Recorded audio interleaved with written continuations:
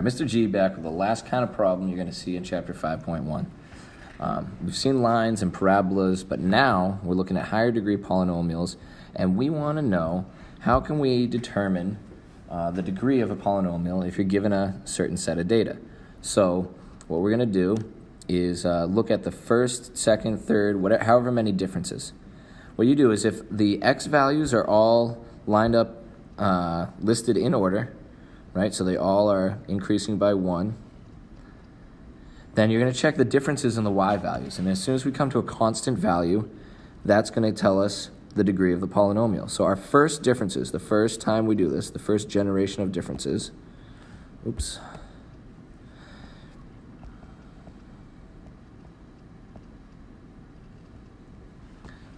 first differences, you're going to do the second minus the prior. So next minus prior. So we're going to do negative 7 minus minus 1. It's going to give us negative 6. Do negative 3 minus negative 7. It's going to give us a 4. We're going to do 5 minus minus 3 is 8. Difference of 11 and 5 is 6. Difference of 9 and 11 is negative 2. Difference of negative 7 and 9 is negative 16. Negative 7 minus 9 is negative 16. Well, no pattern there. I wouldn't expect you to see one. So now we're going to do our second differences. So like this is like the second generation out. 4 minus minus 6 is a 10. 8 minus 4 is 4. 6 minus 8 is negative 2.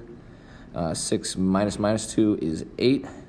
And negative 16 minus negative 2 is negative 14. All right, still no pattern. They're not constant, so we're not done yet. Let's look at the third differences. 4 minus 10, negative 6. Negative 2 minus 4, negative 6. 8 minus negative 2 is 6. Negative 14 minus, this is supposed to be a negative 8. Sorry about that. There we go. So that should be a negative 6.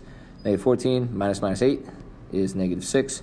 Since our third differences are the same, that means it is a degree 3 polynomial. So it's a cubic. All right, so here's a little summary of that. Since the third difference is constant, it's a degree 3 polynomial. All right, have fun with your homework.